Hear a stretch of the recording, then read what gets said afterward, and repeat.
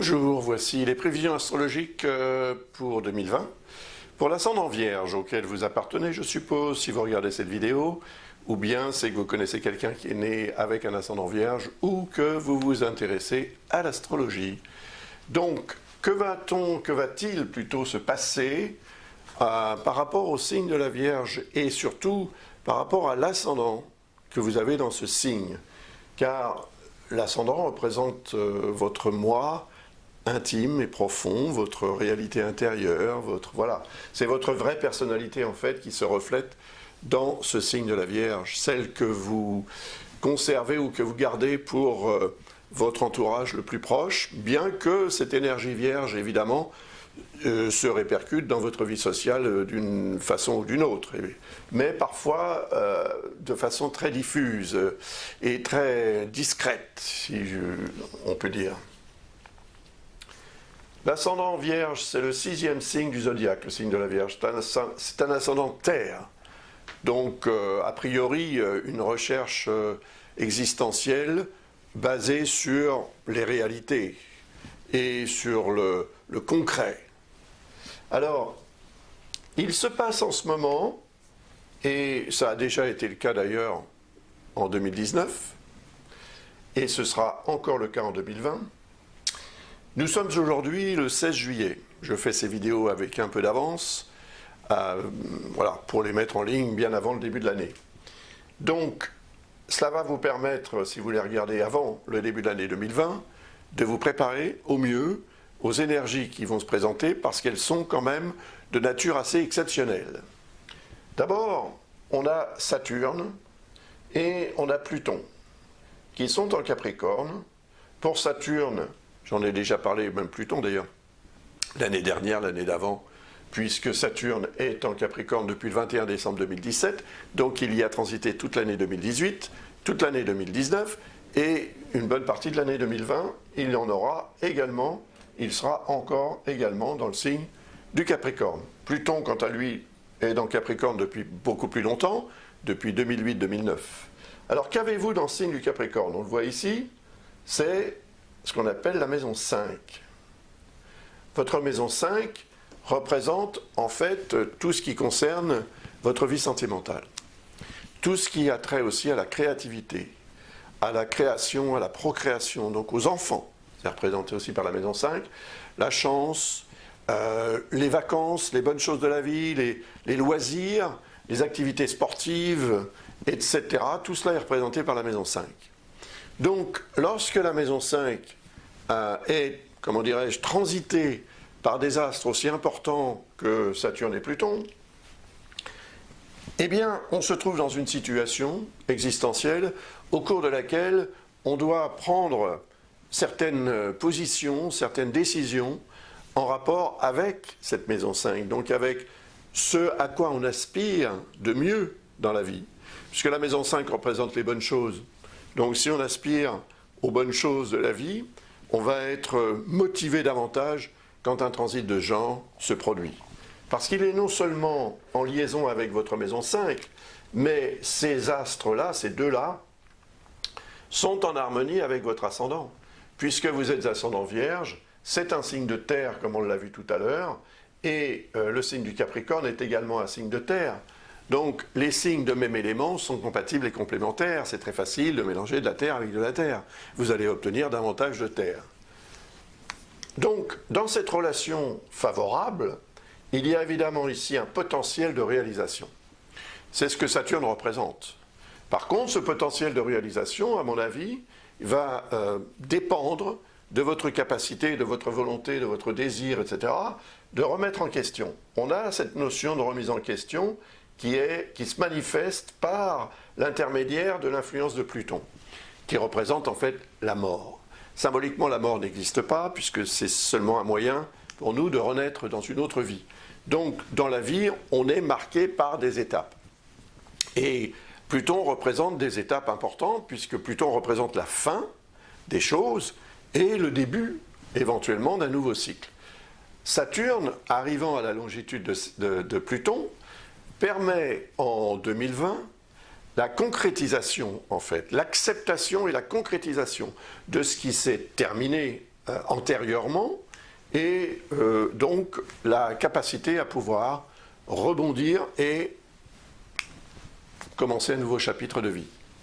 Sur le plan sentimental, peut-être, pourquoi pas, dans les relations avec les personnes qui vous sont chères, dans votre vie par rapport, par exemple, à vos aspirations artistiques, si vous en avez, tout cela sera amplifié et devrait vous permettre de trouver l'énergie et la motivation nécessaires pour faire avancer les choses de façon tout à fait intéressante dans le courant de cette année 2020. Parce que, et là, on est quand même dans une logique énergétique particulièrement intéressante et surtout exceptionnelle.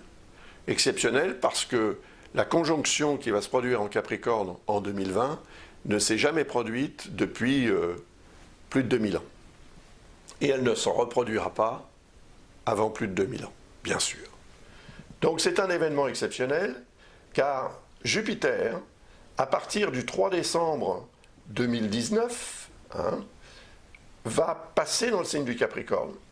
C'est un séjour qui va durer jusqu'au 20 décembre, mais pas 2019, 2020. Donc la planète va y séjourner pendant un peu plus d'un an. Et évidemment, elle va rejoindre Saturne et Pluton. Et cette triple conjonction sera en harmonie avec votre ascendant. Et elle va se produire dans les parages de votre maison 5, qui représente tout ce que je viens de vous expliquer.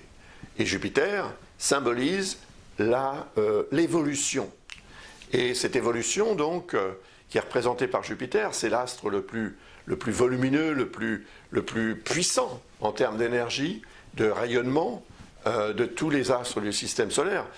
Il faut savoir quand même que Jupiter, au niveau de sa masse, correspond à 2,5 fois la masse cumulée de tous les astres du système solaire. Donc c'est quand même énorme. C'est un astre qui fait 1300 fois la taille de la Terre et plus de 300 fois sa masse, puisque c'est un astre quand même formé de gaz plutôt que d'un corps solide. Mais il n'empêche qu'il existe et son rayonnement est extrêmement puissant. On l'associe à l'énergie solaire parce que d'abord Jupiter est constitué d'un peu des mêmes gaz, hélium et hydrogène, dans des proportions très très similaires.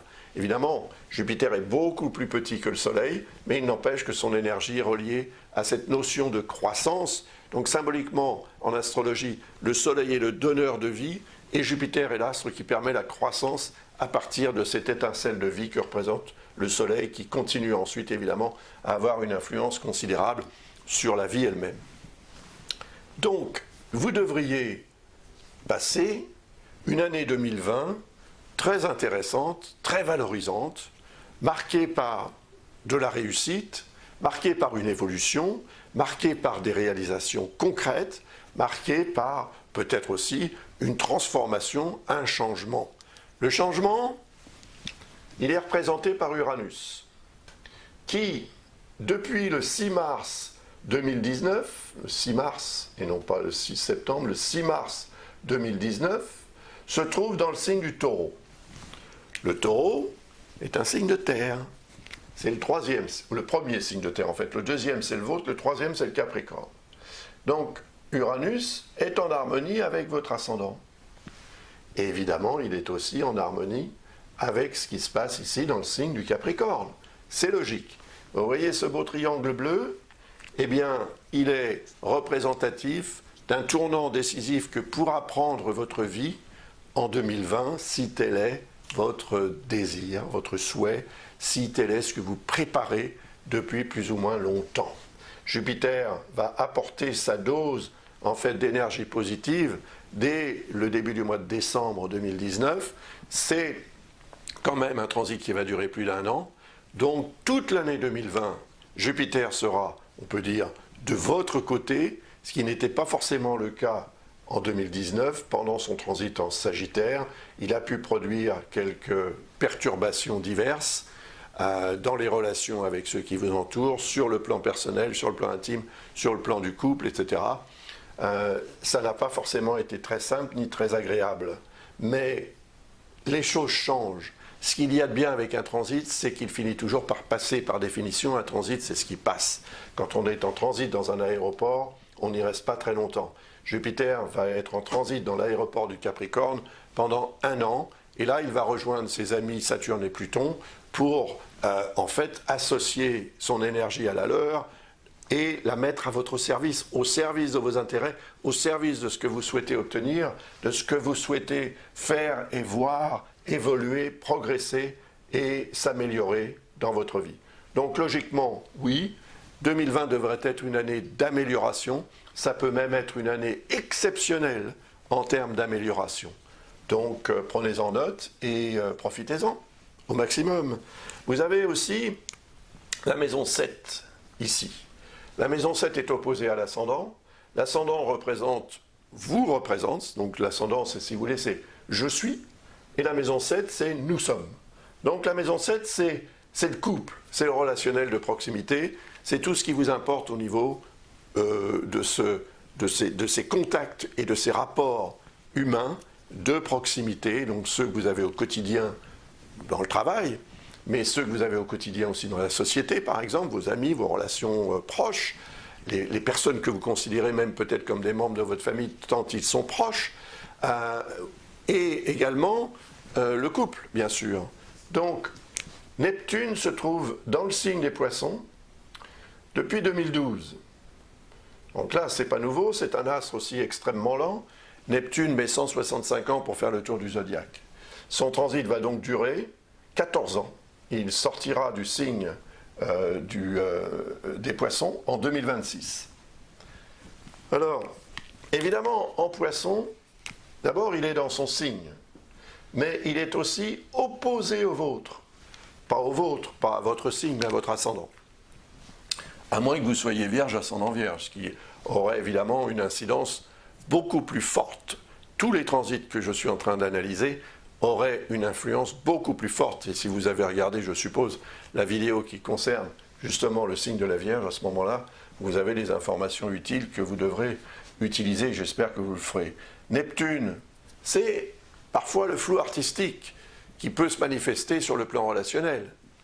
Du fait que Jupiter était en Sagittaire, ou va séjourner en Sagittaire jusqu'au 3 décembre 2019, peut produire une augmentation en fait du trouble, et ce de façon peut-être tout à fait officielle, car Jupiter représente ce qui revêt un caractère officiel. Peut-être y a-t-il un lien aussi avec le lieu de résidence, la famille, le foyer, les rapports familiaux, etc.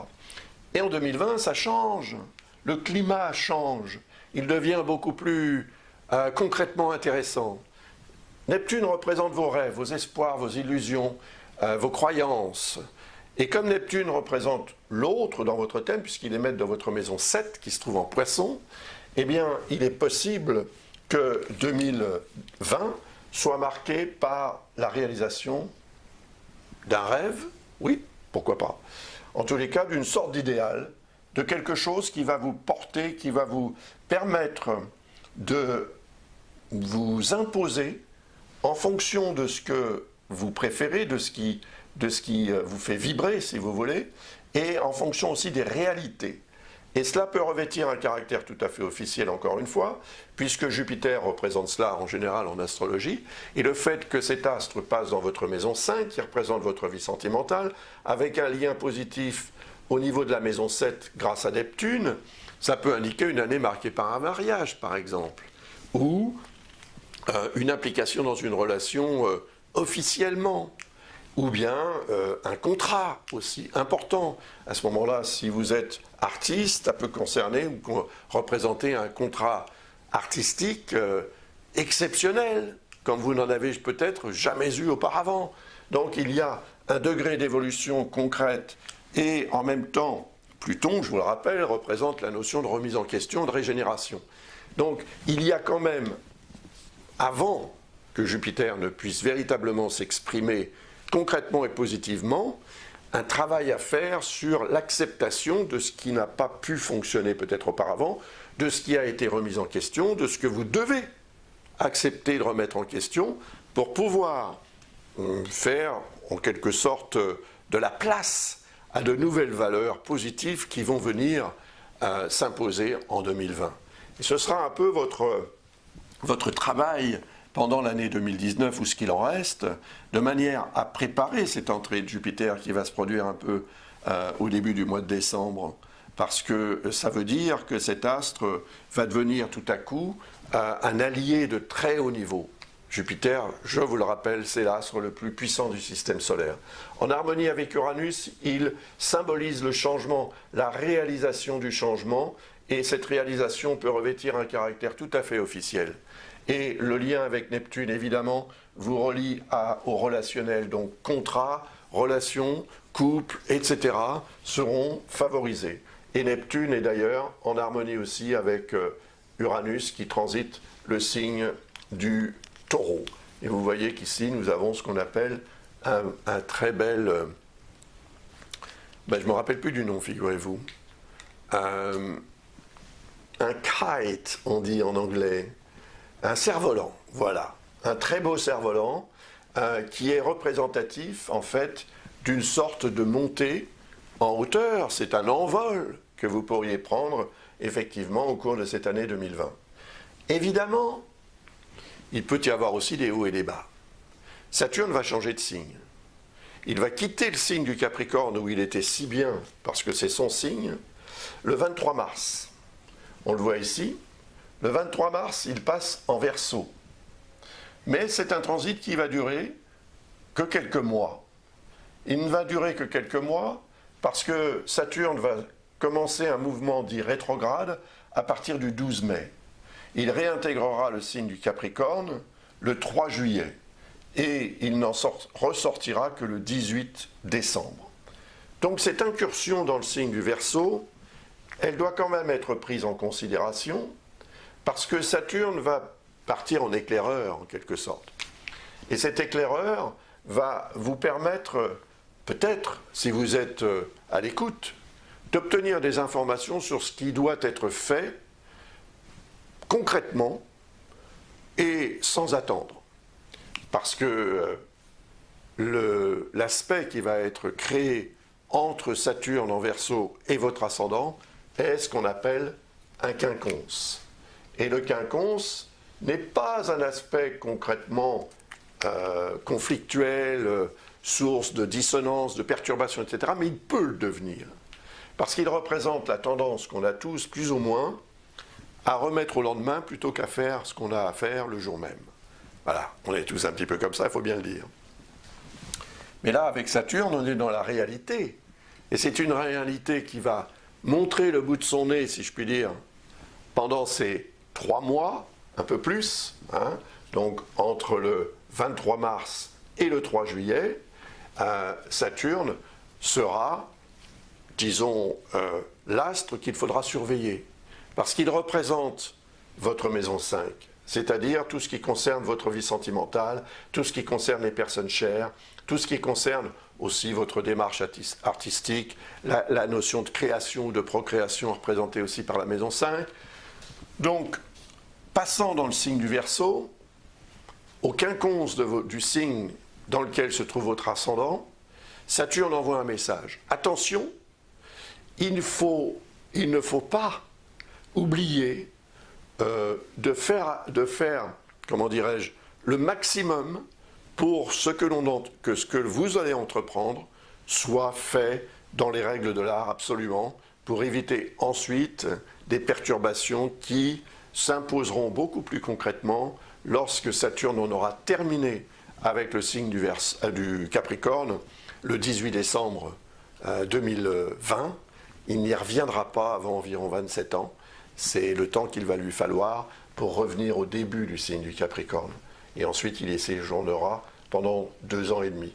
Donc, cette entrée de Saturne en Capricorne, en Verseau, pardon, je vais y arriver, eh bien, est représentative du moment où vous devrez, en quelque sorte, sortir un petit peu vos antennes pour éviter, finalement, de commettre des erreurs, parce que Jupiter peut déclencher, en fait, une espèce d'exaltation qui sera évidemment une source de grande satisfaction et qui peut même être une source de réussite, mais attention, la réussite peut aussi devenir compliquée à gérer une fois qu'elle s'est véritablement imposée. Donc il y aura un travail d'observation, d'analyse, de réflexion, et surtout aussi un travail d'exécution immédiate de ce qui doit être fait, de ce qui doit être dit, de ce qui doit être inclus dans votre parcours et dans votre programme, que ce soit votre programme de travail ou votre programme de vie. Parce que, comme je viens de le dire, Saturne va sortir du signe du Capricorne définitivement le 18 décembre, et 2 jours plus tard, Jupiter va le rejoindre, puisque Jupiter, on le voit ici, va passer en Verseau le 20 décembre. Et quand ces 2 astres vont se retrouver en Verseau, eh bien, si vous voulez, si rien n'a été fait lors du premier passage en éclaireur de Saturne en Verseau pendant un peu plus de 3 mois, eh bien, va vous revenir. Et là, de façon peut-être beaucoup plus officielle, puisqu'on vient de le voir tout à l'heure aussi, Jupiter représente tout ce qui revêt un caractère administratif, juridique ou légal. Donc il faudra faire preuve de vigilance, de sérieux, et si vous vous engagez dans un processus de réalisation, que ce soit par contrat ou autrement, moralement ou juridiquement, soyez dans la vigilance totale, de manière à ce que vous déciderez de faire et ce qui se produira ensuite ne soit pas ou ne devienne pas une source de perturbation et d'incidents divers. Je vous reparlerai évidemment de ce transit, de ce double transit de Jupiter et Saturne en Verseau l'année prochaine, quand je ferai les vidéos pour 2021, ce qui n'est pas le cas encore maintenant. On se borne donc à parler de 2020. Par contre, si vous voulez en savoir plus par rapport à votre thème personnel, parce que là, je n'ai que la position de votre ascendant, je ne sais même pas de quel signe, à quel signe vous appartenez, donc vous avez un thème astral complet qui peut être une source d'information très très utile, qui, comparé à ce qui se passe ici, là et là, peut me permettre de vous éclairer dans les domaines qui vous intéressent et par rapport à votre situation, vos projets, etc. Dans ce cas, visitez le site de l'école Ablas, ablas-astrologie.com, et vous trouverez les informations qui vous guideront pour passer commande d'une analyse approfondie des transits planétaires autour de votre thème, de votre évolution solaire aussi si vous le souhaitez, d'un thème comparé, d'une comparaison de thèmes qu'on appelle aussi synastrie, ou bien tout autre type d'analyse, et éventuellement même, pourquoi pas, une simple réponse à une question peut vous aider aussi à y voir plus clair dans un domaine qui vous préoccupe. N'hésitez pas, c'est avec plaisir que je ferai ce travail ou que l'un de mes collaborateurs s'en chargera. Qu'y a-t-il d'autre? Il y a l'énergie de Mars quand même, il ne faut pas la négliger celle-là. Mars va transiter en Sagittaire. Du 4 janvier, je vais le mettre en noir, ce sera plus visible. Du 4 janvier, nous sommes donc en 2020, je le rappelle, du 4 janvier jusqu'au 17 février. Donc pendant cette période, Mars va augmenter l'énergie de Neptune évoquée plus haut, car il produira ce qu'on appelle une dissonance avec le signe des Poissons et donc avec Neptune qui s'y trouve, ainsi qu'avec votre ascendant. Il produira même une opposition avec votre milieu du ciel. Ça c'est une période un petit peu tendue, au cours de laquelle vous pourriez manquer de patience. Et la précipitation entraînera évidemment une augmentation des risques d'erreur, des risques d'incidents, incidents diplomatiques, disputes et autres, pourquoi pas, mais aussi accidents. Un accident, il est arrivé, donc prudence absolue pendant cette période de 6 semaines quand même. C'est quand même assez long. Donc, si vous n'y prenez garde, le fait que Mars transite dans le signe de Jupiter, qui est le signe du Sagittaire, va lui donner beaucoup d'énergie puisque c'est un signe de feu. Et Mars est une planète feu par définition, et elle représente le signe du Bélier, dont on va parler d'ailleurs tout à l'heure. Donc le fait est que pendant cette période, le climat familial, puisque la maison 4 est en Sagittaire dans votre thème, va être concerné. Et il est fort probable qu'il y ait des tensions où, si vous avez des travaux à faire, si vous avez des choses à faire dans la maison, si vous devez bricoler chez vous ou même faire des travaux beaucoup plus conséquents, la vigilance sera nécessaire pour éviter des incidents ou des accidents. et des erreurs aussi de fonctionnement et des contrariétés dans les relations familiales avec des personnes qui peut-être ne sont pas d'accord avec vous, ne seront pas d'accord avec vous. Ça peut avoir des répercussions aussi sur le plan du couple, hein, puisque Neptune représente cette maison 7 dans votre thème et se trouve en maison 7. Donc tout ce qui n'est pas vraiment clair au niveau du couple et du relationnel de proximité peut devenir pour vous une source de contrariété et d'énervement, d'impatience, voire même d'agressivité. Attention, attention pendant cette période. Par contre, ensuite, quand Mars va transiter en Capricorne, ça va durer jusqu'au 31 mars. Eh bien là, vous serez beaucoup plus favorisé, bien sûr, parce qu'on aura dans ce signe Jupiter, Saturne et Pluton, tout au moins Saturne jusqu'au 23 mars, donc 7 jours ou 8 jours avant l'entrée de Saturne en Verseau, à l'entrée de Mars en Verseau, pardon, Saturne, lui, sera déjà en Verseau. Et pendant cette période du 17 février, disons jusqu'au 31 mars, Mars aura un effet positif sur votre capacité à prendre des décisions, à prendre position, à vous imposer, à vous défendre éventuellement. Donc ça peut vous être très utile. C'est dans la maison 5 que ça va se produire. Donc vous pourrez aussi exploiter votre créativité, les choses de l'amour, l'affectif, le relationnel de proximité, tout cela peut devenir en fait une véritable source de satisfaction. Tout dépend comment vous allez organiser tout cela, bien sûr, parce que l'énergie combinée de ces 4 astres, hein, c'est-à-dire Mars, Jupiter, Saturne et Pluton, c'est du costaud quand même, c'est du lourd, comme on dit. Et là, c'est encore une fois une configuration tout à fait exceptionnelle, qui peut mettre le feu aux poudres, entre guillemets, dans le bon sens par rapport à votre ascendant, et donc à l'orientation de certaines maisons dans votre thème. Par contre, peut-être pas par rapport à votre signe. C'est pour ça qu'il faut regarder aussi la vidéo qui concerne votre signe pour avoir quelques informations à ce sujet. Mars va ensuite passer en Verseau, où il va rejoindre Saturne, quasi immédiatement, puisque Saturne ne va s'immiscer en Verseau que d'1,50 degré à peu près, avant qu'il ne revienne dans le signe du Capricorne. Donc, la conjonction Mars-Saturne en Verseau, c'est un moment délicat qu'il faut situer dans la première quinzaine du mois d'avril, au cours de laquelle vous pourriez avoir tendance à être plutôt dans le cafouillage que dans l'organisation précise, claire et nette de votre vie en général. C'est la maison 6 que vous avez en Verseau. Ça peut concerner votre état de santé général, bien sûr, puisque la maison 6 représente ça. Ça peut concerner aussi votre vie professionnelle. C'est votre quotidien, la maison 6. C'est représentatif aussi des animaux domestiques. Et donc, dans ces domaines-là, ou par rapport à ces domaines, il peut y avoir des contrariétés, parce que la conjonction Mars-Saturne va produire une hésitation, en fait. Mars, c'est l'accélérateur. Saturne, c'est le frein. Et quand les deux sont superposés, si vous superposez les deux pédales dans votre voiture, vous allez avoir du mal à diriger votre véhicule et à le faire avancer, parce que dès que vous allez appuyer sur l'accélérateur, vous appuierez sur le frein en même temps. Donc vous n'irez pas très loin, vous allez emballer votre moteur, etc. C'est ce qui peut se produire là, une sorte de déperdition d'énergie, mais un cafouillage qui peut entraîner aussi des incidents de parcours qui peuvent vous toucher directement, vous concerner, parce que ça concernera certaines personnes proches ou bien des situations qui vous touchent de près. La maison 6, c'est encore une fois le secteur du travail et de la santé, du quotidien, des animaux domestiques et d'autres choses importantes qui pourraient devenir une source de contrariété, effectivement. Après, Mars va passer en Poisson. Ça va commencer le 15 mai et ça se terminera le 29 juin. Mars en Poisson. Il va rejoindre Neptune, qui évidemment sera toujours en Poisson puisqu'il y séjournera jusqu'en 2026. Et là, il peut déclencher aussi un moment fort en termes d'action, de réaction. Mars représente les réactions qu'on peut avoir.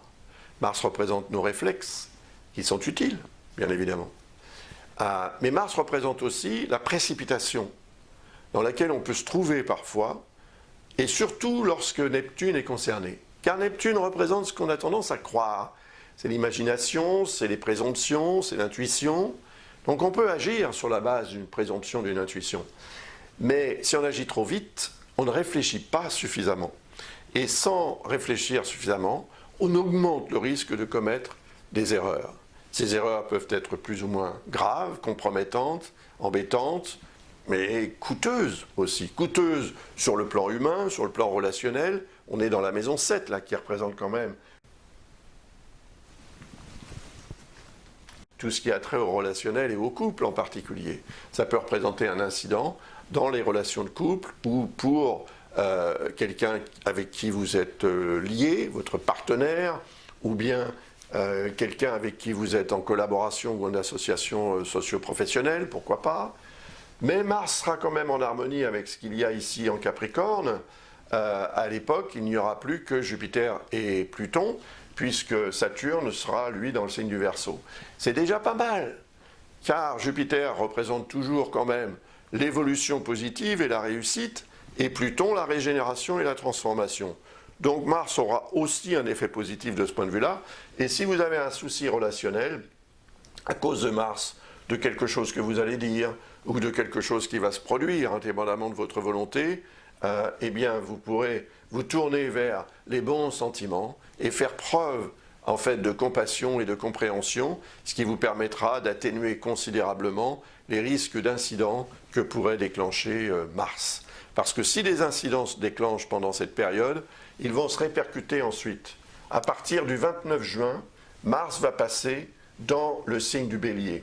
C'est son signe. Il est très fort en Bélier. Et il représente votre maison 8 et transitera votre maison 8. Alors, Mars, d'une façon générale, transite environ 6 semaines dans chaque signe. Mais en Bélier en 2020, il va y séjourner plus de 6 mois, puisqu'il n'en sortira que le 7 janvier 2021. 7 janvier 2021, à partir du 29 juin 2020. 6 mois au cours desquels Mars formera un quinconce avec votre ascendant. Et le quinconce, en fait, c'est l'aspect ambigu qui produit des contretemps, qui produit des hésitations, qui produit cette tendance qu'on a tous, comme je le disais précédemment, à remettre au lendemain ce qu'on devrait faire le jour même. Donc, vous risquez d'être dans cette logique. La maison 8 représente vos intérêts sur le plan financier dans la société, vos rapports avec la banque, par exemple. Les questions d'argent, en tous les cas, peuvent devenir un petit peu épineuses. Il semble que cette période soit marquée par, si vous faites effectivement preuve de laisser aller en ce qui concerne les réalités matérielles, financières, vous risquez de vous énerver lorsque vous serez en fait confronté à des réprobations, à la réprobation de votre banque ou d'un autre, comment dirais-je, d'une autre institution financière. Soyez, comment dirais-je, soyez à l'écoute et soyez dans la réactivité positive et immédiate de ce qui doit être fait au moment où ça doit être fait. Sinon, cette exaltation représentée par Mars, dans son signe, risque en fait d'agir plus ou moins à l'encontre de vos intérêts. Cela peut représenter une certaine impulsivité dans les rapports avec l'argent. Imaginons par exemple que l'année 2020 soit marquée par une succession, un héritage, un partage de biens ou une transaction financière importante. Il est possible que ce transit de Mars vous donne des ailes en quelque sorte et vous incite à vous engager sans trop réfléchir aux conséquences, sans peut-être suffisamment non plus analyser les tenants et les aboutissants de ce dans quoi vous vous engagerez financièrement. Donc cela peut aussi produire ou entraîner des risques de vous compromettre sur le plan financier. La maison 8, c'est la mort aussi. Donc elle représente finalement la fin des choses. Et ce qui devra être terminé ne sera pas forcément très envisagé avec beaucoup d'enthousiasme. Donc ce qui doit être terminé, vous pourriez plutôt avoir tendance à le laisser de côté. C'est le rôle du quinconce, voilà, il vous donne tendance à remettre au lendemain. Et si c'est le cas, à un moment donné, si vous voulez, les réalités vont vous rattraper et ça peut devenir plus difficile à gérer que si vous prenez les choses dès qu'elles se présentent et que vous les assumez dans les règles de l'art, je dirais, mais également sans amertume, sans agressivité, sans vous prendre la tête inutilement avec des soucis existentiels reliés à la matière de la vie, à l'argent et aux biens matériels, et surtout si il s'agit évidemment de situations qui vous impliquent avec d'autres personnes autour de vous. Voilà, que ce soit des membres de votre famille ou des personnes avec qui vous êtes en partenariat ou associés d'une façon ou d'une autre. Financièrement, c'est une période qui sera évidemment très, très importante. C'est aussi finalement un moment de votre vie au cours duquel vous pourriez aussi vous imposer sur le plan financier. Il y a de bonnes décisions à prendre, mais il faut les réfléchir, les organiser et faire en sorte que vous vous engagiez à partir du moment où vous avez toutes les garanties que cet engagement ne sera pas comment dirais-je, marqué par un risque trop important d'erreur qui pourrait vous coûter beaucoup plus cher que ce que vous aurez éventuellement engagé financièrement. Voilà.